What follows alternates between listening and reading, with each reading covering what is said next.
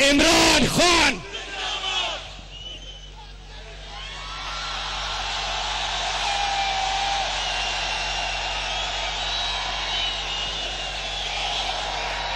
बिस्मिल्लाहिर्रहमानिर्रहीम।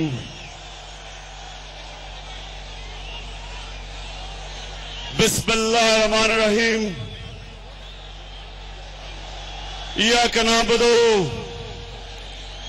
व इय्याका नस्तईन।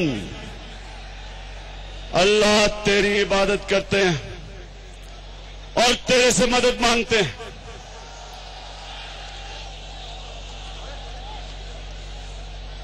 इंसान, अल्लाह ने इंसान के हाथ में सिर्फ नियत और कोशिश दी है, कामयाबी वो देता है।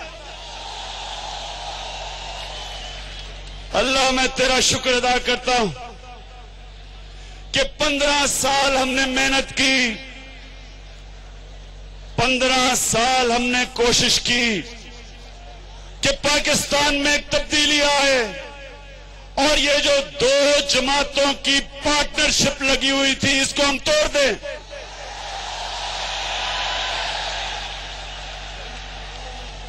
अल्लाह रहमान और रहीम है, उसने हमारी आज आवाज सुन ली।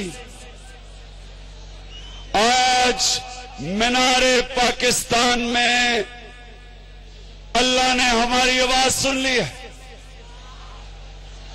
लेकिन लाहौरियों,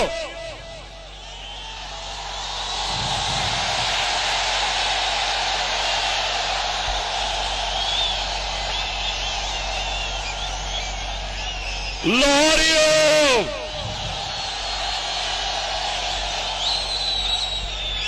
मुझे आपसे एक बहुत बड़ा गिला है।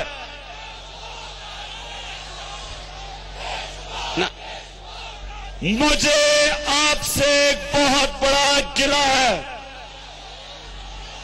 आप बहुत सुस्त हो।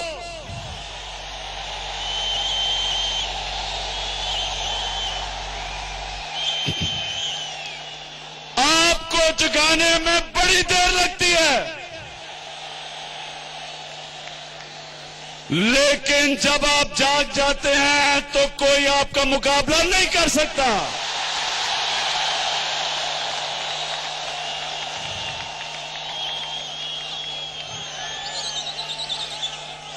मेरे नौजवानों,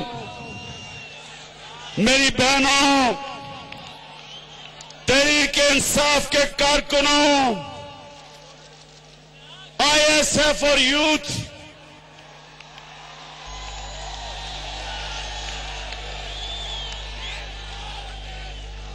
पीपल्स पार्टी के और नवाज शरीफ के जो आज कारकुन यहाँ हैं उनको भी मुबारक देता हूं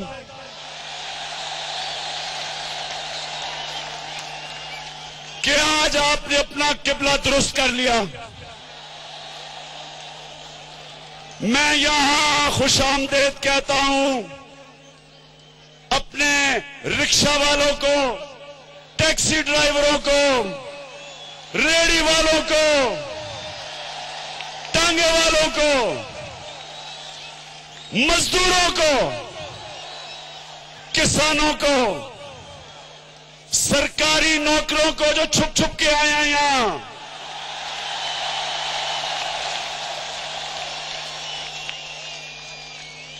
पुलिस वालों को जो आज अंदर से खुश हो रहे हैं कि चेंज आ रहा है,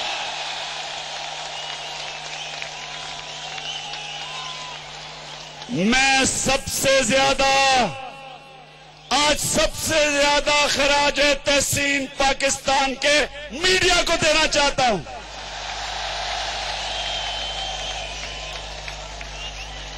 कि आपने पाकिस्तानी कौम को जगा दिया, आपने लाहौरियों को जगा दिया।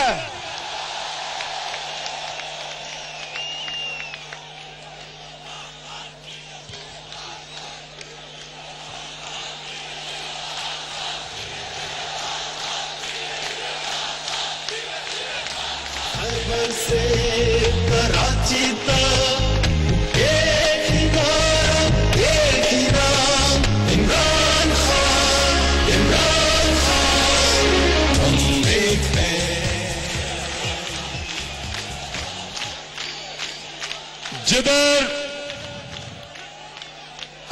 जिधर हम खड़े हैं, हम आज एक नए पाकिस्तान का आगाज कर रहे हैं। लोग मेरे से पूछते हैं कि इमरान खान आपने लाहौर से क्यों आगाज किया। सबसे पहले मैं उनको बताना चाहता हूं कि पाकिस्तान का एक ही बड़ा लीडर था जिसका नाम कायद-ए-आज़म मोहम्मद अली जिन्ना थे। कायद-ए-आज़म ने 1940 में इधर से आगाज किया पाकिस्तान की तहरीक का। उसके बाद इलामा इकबाल, मेरे नजरियाती लीडर इलामा इकबाल ने भी कहा कि लाहौर को जीतना सबसे जरूरी है पाकिस्तान की तहरीक के लिए।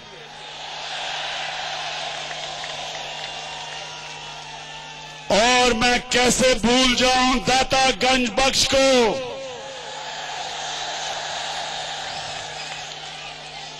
अल्लाह ने दाता साहब को अफगानिस्तान बैठे थे, उन्हें हुक्म किया कि लाहौर जाओ। यहां से उन्होंने आगाज करवाया इस्लाम का। आज मैं आपके सामने खड़ा होकर आपसे वादा करता हूं कि कोई ताकत ना वो आसिफ जरदारी और ना नवाज शरीफ ये अब नहीं रोक सकते सैलाब को।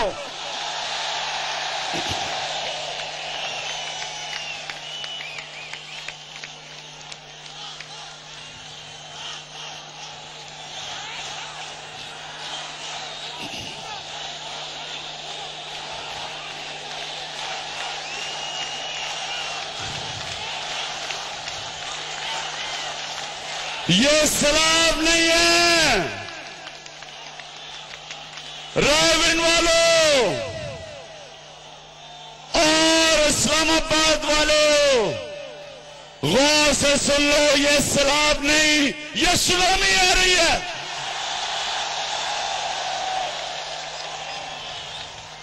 जो इसके सामने खड़ा हुआ बह जाएगा।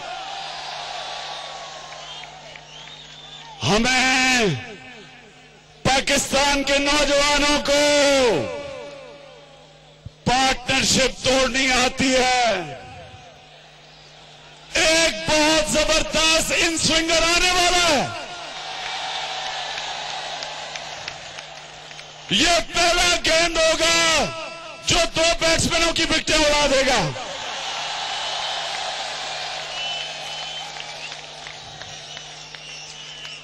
मैं ज्यादा देर माजी के सियासतदानों की बात नहीं करना चाहता, लेकिन थोड़ी देर करूंगा।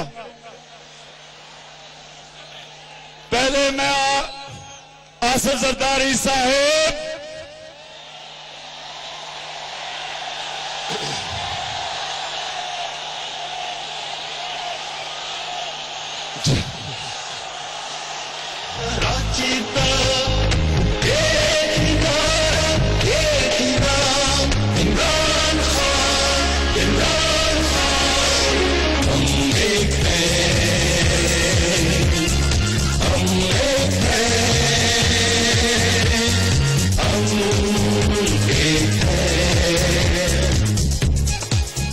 आसिफ जरदारी, तुमने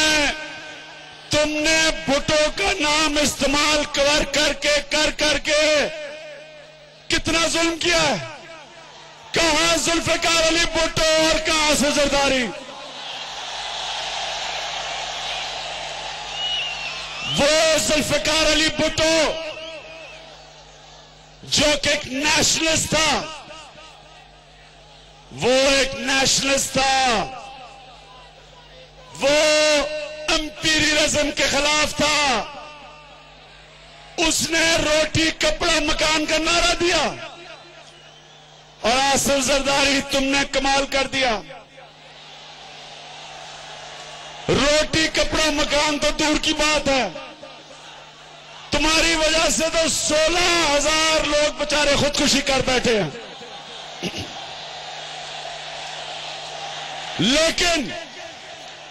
लेकिन इससे बड़ा कमाल आपने क्या किया, गौर से सुने नौजवानों, सुना मेरी बात। इसकी कोई मिसाल दुनिया में नहीं है। आसिफ जरदारी ने उधर एक पाकिस्तान में अमेरिकी एम्बेसडर बैठा हुआ है, कहता पाकिस्तानी है, उसका नाम है हुसैन हक्कानी। उसको वो एक खत देता है अमेरिकनों को ये कहने के लिए, पानी देना,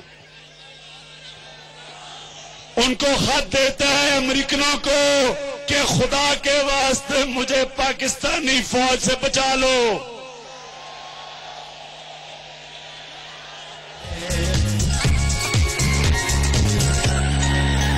इकबाल ने ख्वाब दिखाया था, आयत ने उसे बनाया था। हमें अपना फर्ज निभाना है, हमें मिलकर उसे सजाना है। हम पाकिस्तान के बेटे हैं और कोई अपना नहीं। हम लोग अमेरिकनों को खत लिखता है कि खुदा के वास्ते मुझे फौज से बचा लो, मैं आपकी खिदमत अच्छी तरह नहीं कर सकता फौज की वजह से, मुझे इनसे बचा लो, मैं अपने जनरल ले आऊंगा और आपके जूते बेहतर पॉलिश करूंगा।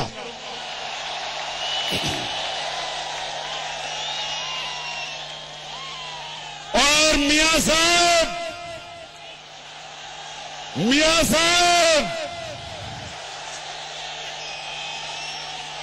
पहले तो खुदा के वास्ते ये परसों तुमने ये क्या पटवारियों का जलसा किया है?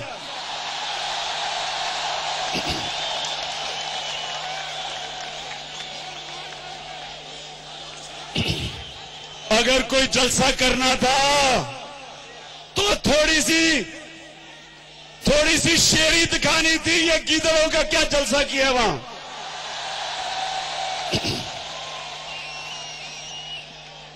लेकिन मियां साहब मुझे एक सवाल का जवाब दें, आप आसिफ जरदारी जैसे मगरमच्छों का कैसे मुकाबला करेंगे? आप मच्छरों का तो मुकाबला कर नहीं सकते।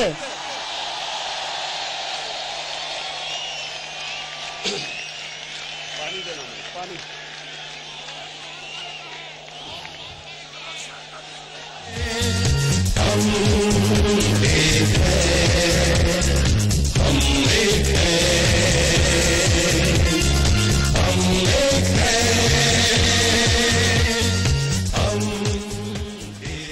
मेरे भाइयों, मेरी बहनों, आज मैं आपके सामने एक प्रोग्राम देना चाहता हूं। मैं ये माजी के सियासतदानों की अब बात नहीं करना चाहता।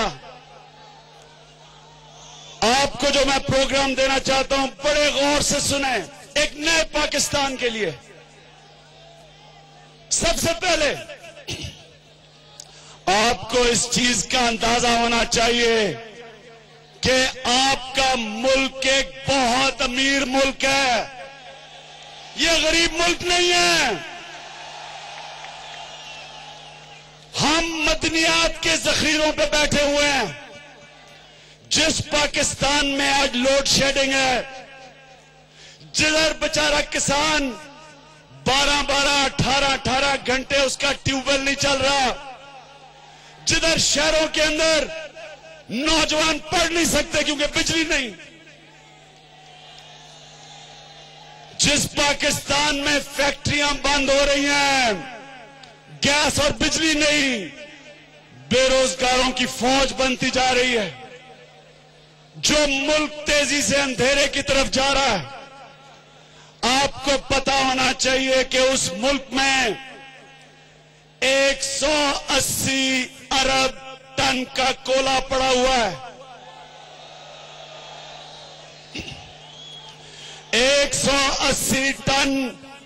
180 अरब टन के कोले का मतलब पाकिस्तान दुनिया को बिजली बेच सकता है। 180 अरब टन कोयले का मतलब कि इस मुल्क के अंदर ईरान, इराक और सऊदी अरेबिया से ज्यादा बिजली है। पानी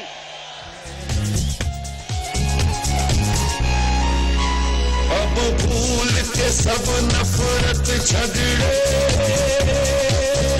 आओ मिलकर हम सब साथ चले, फिर उगलेगी धरती सोना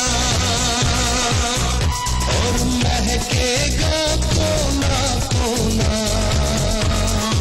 और मेरे भाइयों, उसके अलावा पाकिस्तान में जो पानी से बिजली बन सकती है वो 60,000 मेगावाट है। वो नहीं बनाएंगे क्योंकि उसमें पैसा, कमीशन, रिश्वत नहीं बनती।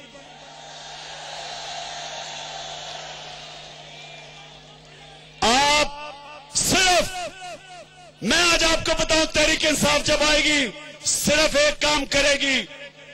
वापडा के अंदर जो जनरेशन प्लांट है जो 25% पे चल रहे हैं, अगर हमने उनको 70% पे चला दिया जो दुनिया में चलते हैं, पाकिस्तान का बिजली का मसला हल हो जाएगा।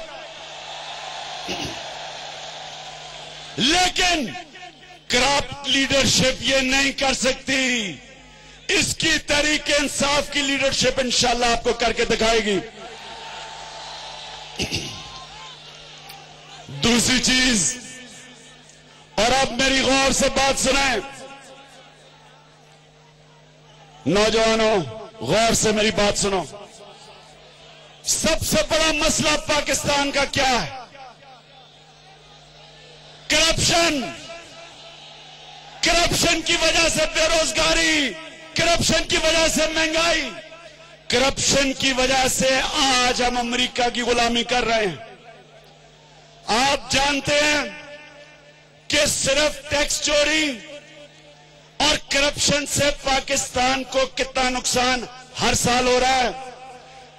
3,000 अरब रुपया।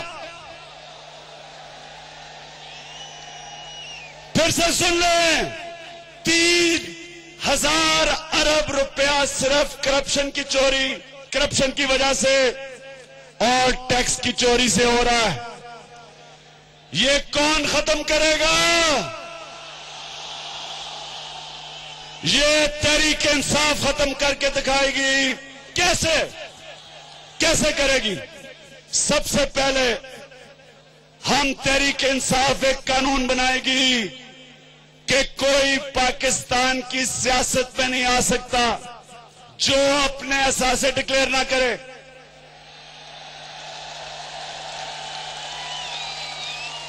जिस दिन असासे डिक्लेयर हो गए, दूध का दूध, पानी का पानी हो जाएगा।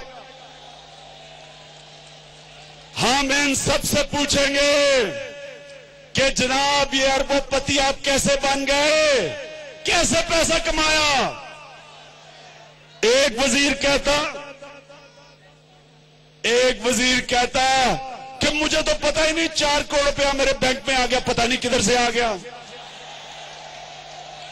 आपके बैंक में कभी 4 करोड़ रुपया आया है? कहता पता नहीं किधर से आ गया 4 करोड़ रुपया। दूसरी तरफ हमारे सारे सियासी लीडरों की जायदाद और पैसा बाहर पड़ा है। क्यों पड़ा है? क्यों पड़ा है?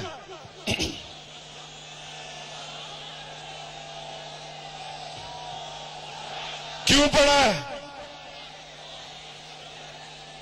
5 मिनट अजान का वक्फा, 5 मिनट, बड़ी जरूरी बातें करनी है, खड़े रहें। ब्रेक के बाद खुशामदीद। और अब आपको एक बार फिर लिए चलते हैं लाहौर मीनार पाकिस्तान, जहां पाकिस्तान तहरीक इंसाफ के सरबराह इमरान खान जलसे से खिताब कर रहे हैं। तो मैं आपसे मैं आपसे जो बात कर रहा था वो ये कि पाकिस्तान को कौन अपने पैर पे खड़ा करेगा? जो पाकिस्तान में टैक्स इकट्ठा करेगा और करप्शन खत्म करेगा। क्या नवाज शरीफ कर सकता है?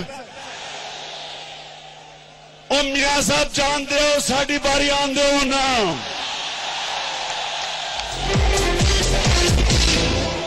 ये वक्त नहीं है सोने का, ये वक्त है आगे बढ़ने का। ये वक्त क्या आसिफ जरदारी कर सकता है? जरदारी तो कभी कभी पाकिस्तान का दौरा करता है। इंशाअल्लाह हम आप इस मुल्क में आपको टैक्स इकट्ठा करके दिखाएंगे और आपको ये करप्शन जिसने पाकिस्तान को तबाह कर दिया, हम आपको करप्शन का मुकाबला करके दिखाएंगे। सबसे पहले ये बड़े बड़े मगरमच्छों को हम इंसाफ के कटारे पे खड़ा करेंगे।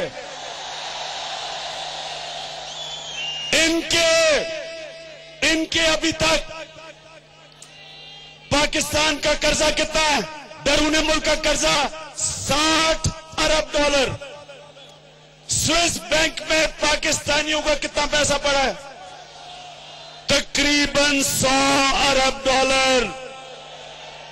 ये कौन लेके आएगा वापस? ये आपका खादिम इंशाअल्लाह इमरान खान लेके आएगा।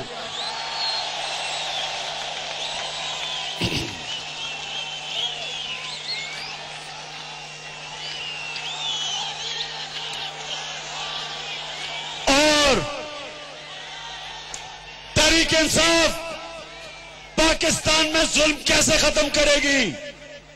ये गौर से सुने। हमारे बेचारा आवाम थाने, कचहरी और पटवारी की सियासत में जकड़ा गया। वो थानेदार से बचता है तो वो जाके पटवारी के हाथ फंस जाता है। वो बेचारा कचहरी में जाता है, कचहरियों में इंसाफ बिकता है, मिलता नहीं है। सबसे पहले मैं आपको आज वादा करता हूं कि पाकिस्तान को हम पटवारियों से निजात हासिल करवा देंगे।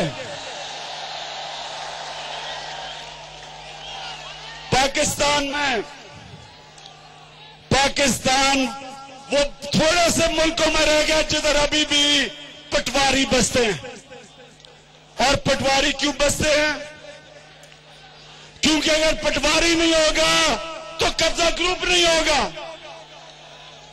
और पाकिस्तान की असेंबलियां कब्जा ग्रुपों से भरी हुई हैं। ये कभी पटवारी को नहीं जाने देंगे। अपने से ये सवाल पूछें कि जैसे ही कोई एमएनए या वजीर बनता है, अपना पटवारी क्यों रखवाता है?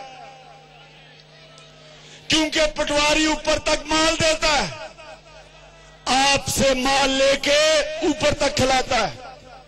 सिर्फ हमने पाकिस्तान में सारी जमीनों को कंप्यूटराइज करना है जो सारी दुनिया में है।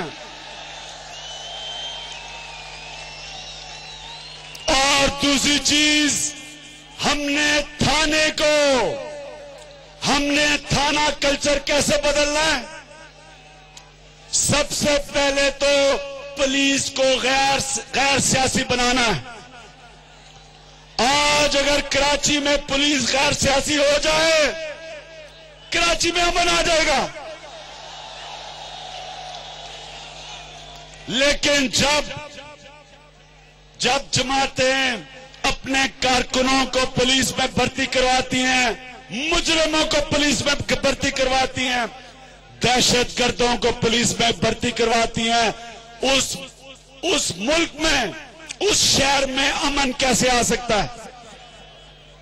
हम इंशाअल्लाह पहले तो पुलिस को गैर सियासी करेंगे, उसके बाद थानेदार की इलेक्शन होगी। जिस तरह अमेरिका में शेरिफ की इलेक्शन होती है, जब थानेदार अवाम से इलेक्ट होके आएगा वो कभी अवाम के ऊपर जुल्म नहीं कर सकेगा।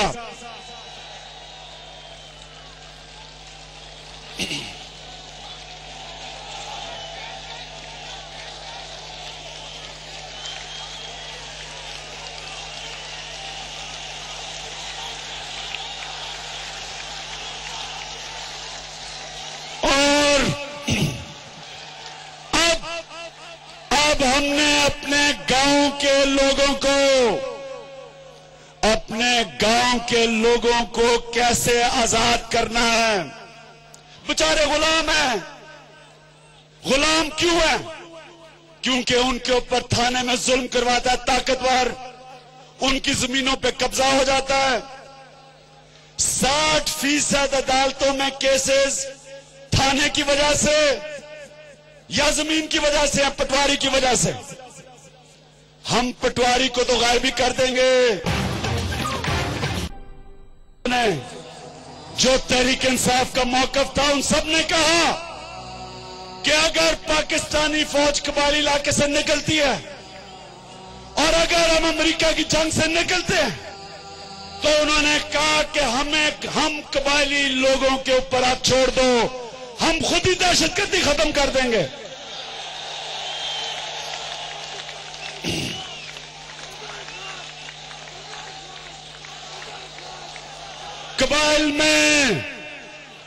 कबायली इलाके में 10 लाख मुसल्ला लोग रहते हैं। ये हमारी रीढ़ की हड्डी है। इनके ऊपर बमबारी करके, ड्रोन अटैक्स करवा के हमने इनको दूसरी तरफ भेज रहे हैं, इनको इंतहा पसंदी की तरफ भेज रहे हैं। तहरीक इंसाफ डायलॉग करेगी, ट्रूथ एंड रिकंसिलिएशन करेगी, इनको अपने साथ मिलाएगी और असल दहशतगर्दों को इनके ऊपर छोड़ देंगे। और अमेरिका को मैं एक पैगाम देना चाहता हूं। तहरीक इंसाफ की जब गवर्नमेंट आएगी, हम दुनिया में सबके साथ दोस्ती करेंगे, हम आपके साथ भी दोस्ती करेंगे, लेकिन गुलामी नहीं करेंगे।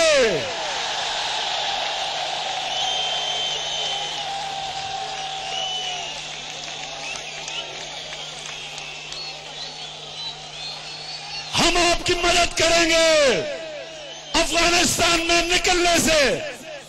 हम आपकी मदद करेंगे कि आप किसी तरह अफगानिस्तान से अपनी जान बचा कर निकल जाएं, लेकिन हम आपके लिए कोई मिलिट्री ऑपरेशन नहीं करेंगे। तहरीक इंसाफ सबसे पहले दो चीजें कहेगी, गौर से सुने, 2 चीजें कहेगी। पहले तहरीक इंसाफ ये कहेगी कि कभी पाकिस्तान की फौज पाकिस्तानी शहरियों के ऊपर कभी इस्तेमाल नहीं की जाएगी। और दूसरा, पाकिस्तान कभी किसी से भीख नहीं मांगेगा।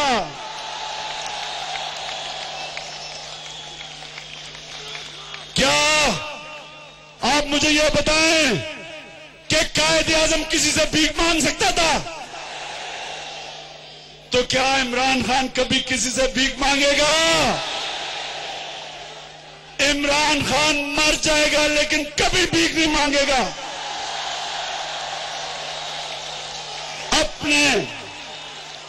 अपने लोगों को हम खड़ा करेंगे।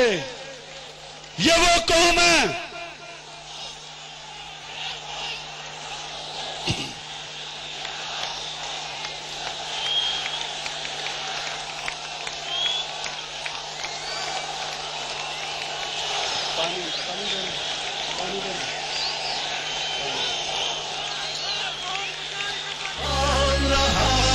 पाकिस्तान खैबर से कराची तक एक ही नारा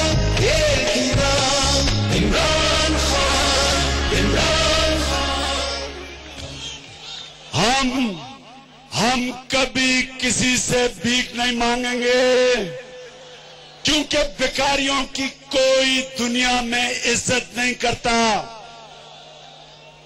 वो जब आप भीख मांगते हैं तो वो चाची क्लिंटन आके हर रोज झाड़ू देती है,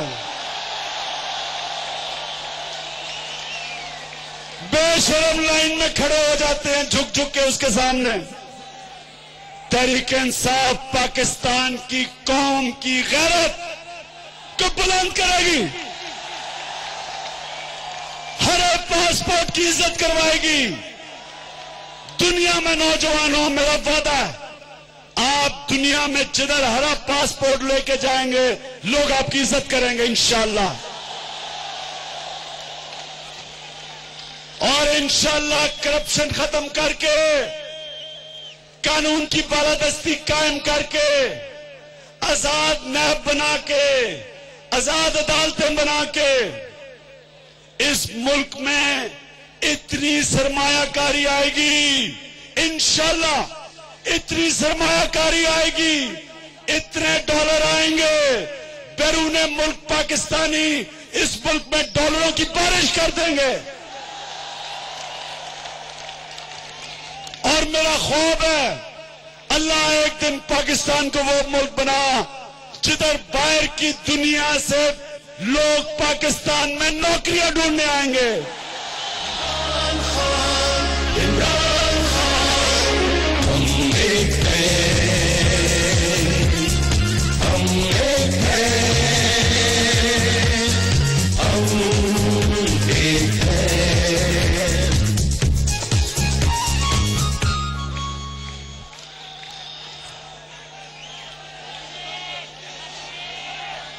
और मेरे नौजवानों, मेरी बहनों, मैं अब पैगाम खास देना चाहता हूं अपने मजदूरों को। जितने हमारे मजदूर हैं ये सुन लें कि हम आपको वो आपके हकूक दिलवाएंगे जो अभी तक आपको किसी ने नहीं दिए। हम आपके साथ खड़े होंगे, इसलिए नहीं कि मैं आपके सामने कोई सियासी नारे मार रहा हूं, इसलिए कि मैं एक मुसलमान और इंसान हो के ये मेरा फर्ज है कि हम कमजोर तबके के साथ खड़े हों। आज पाकिस्तान का मजदूर मारा गया है, महंगाई ने उसको बर्बाद कर दिया है। हम अपने मजदूरों के साथ खड़े होंगे, आपको हुकूक दिलवाएंगे। बल्कि मैं एक कदम आगे जाता हूं, हम जो घर में मुलाजिम हैं, लोग जो मुलाजमत करते हैं, जिनको कोई पूछता नहीं, जिनको कई दफा कई लोग जानवरों की तरह रखते हैं, हम मुलाजमों को हुकूक दिलवाएंगे इंशाअल्लाह घरों में।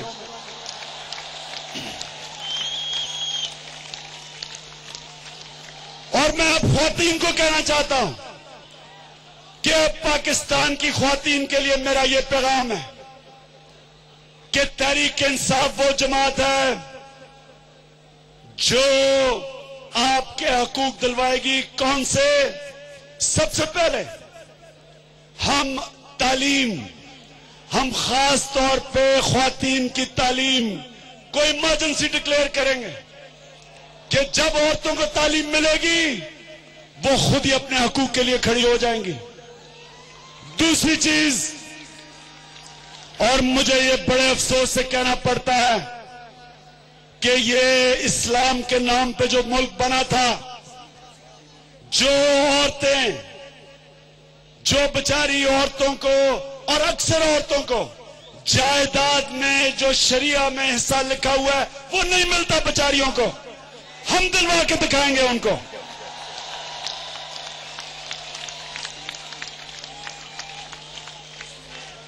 और मैं ख्वातीन को यह भी कह दूं कि जब कानून की बालादस्ती होगी, कोई ताकतवर कमजोर पे जुल्म नहीं कर सकेगा।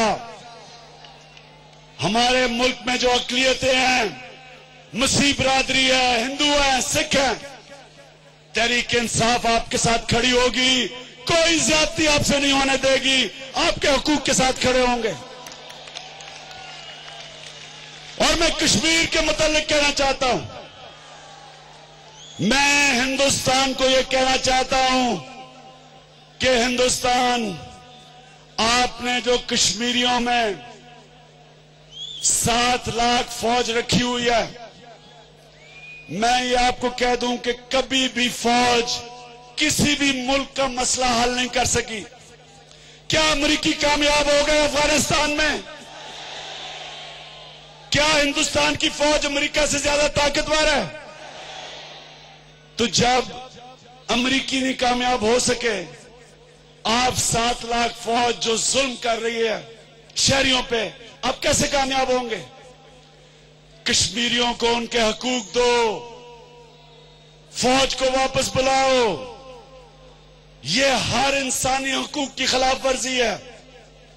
तहरीक इंसाफ अपने कश्मीरी भाइयों के साथ खड़ी होगी और उनके हकूक के लिए हर फोरम पे बात करेगी।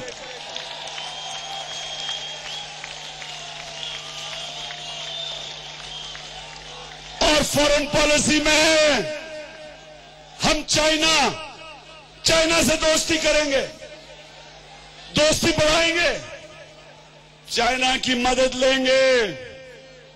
आज रात मैं चाइना की गवर्नमेंट के इनविटेशन पे, मैं आज रात चाइना दौरा करने जा रहा हूं गवर्नमेंट के इनविटेशन पे।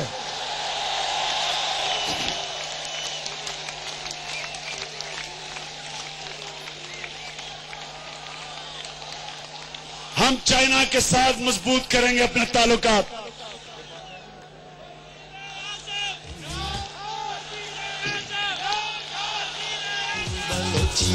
हम पंजाबी पठान नहीं, हम पाकिस्तान के बेटे हैं और कोई अपना नाम नहीं।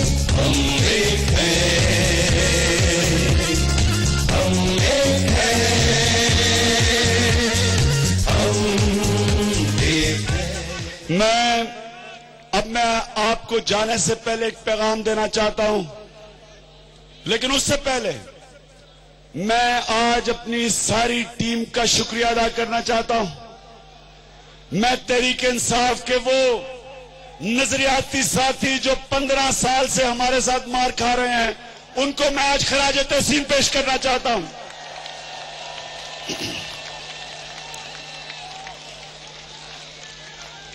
मैं अपने तहरीक इंसाफ के नौजवानों को जो आज इतनी दूर दूर से शिरकत करने आया है, आपको मैं ये पैगाम देना चाहता हूं कि आपको कोई नहीं रोक सकता।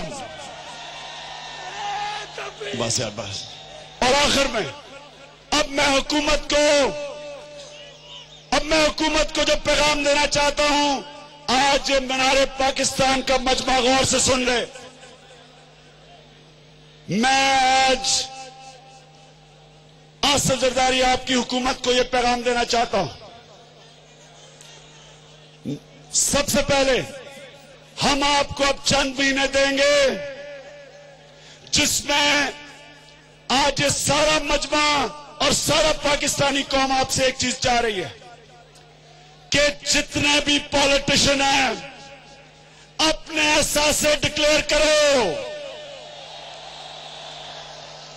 तहरीक इंसाफ एक सेल बना रही है, इस सेल के अंदर हम 2-3 महीने में सारे सियासतदानों के एहसासे उनकी खुद तफ्तीश करेंगे।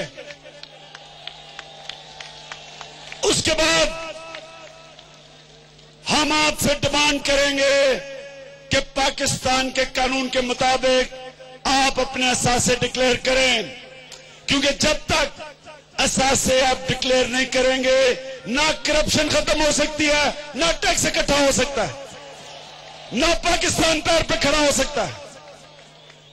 उसके बाद अगर आपने चंद महीने का, मैं अभी से आपको कह रहा हूं, फिर ना कहना जमहूरियत खतरे में है, क्योंकि जमहूरियत तो आप खतरे में डाली हुई है आपने। ये हमारा हक है, ये सारे पाकिस्तानियों का हक है कि हम हुकूमत से पूछें कि इनके बड़े बड़े वजीर, ऑपोजिशन लीडर, प्राइम मिनिस्टर और प्रेसिडेंट अपने सच अपने एहसास से डिक्लेयर करो। और अगर आपने ना किया, आज गौर से सुन ले, फिर ना कहें हमने आपको बताया नहीं था। हम सिविल नाफरमानी की तरफ भी जाएंगे और सारे शहर बंद कर देंगे। ये वक्त नहीं है सोने का, ये वक्त है आगे बढ़ने का। ये वक्त नहीं है सोने का, ये वक्त है आगे बढ़ने का।